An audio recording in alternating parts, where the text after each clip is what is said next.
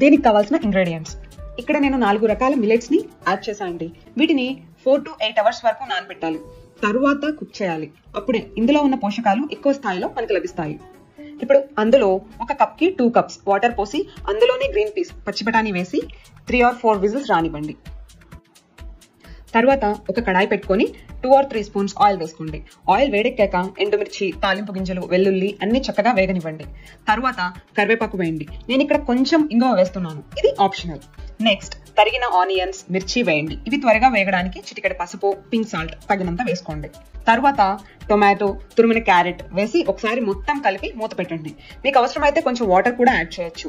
ఇలా వెజిటబుల్స్ అన్ని చక్కగా ఉడికాక కుక్ అయిపోయిన మిల్లెట్స్ ని ఇందులో వేసి కలుపుకోవాలి. అంతేనండి, వెజిటబుల్ ఫ్రైడ్ మిల్లెట్ రెడీ అయిపోతుంది. మీరందరూ కూడా తప్పక ట్రై చేసి ఎలా ఉంది అని కామెంట్ సెక్షన్ లో చెప్పండి. ఈ వీడియో కనుక మీకు నచ్చినట్లయితే లైక్ చేయండి, షేర్ చేయండి. మా ఛానల్ ని సబ్స్క్రైబ్ చేయడం మాత్రం మర్చిపోవద్దు.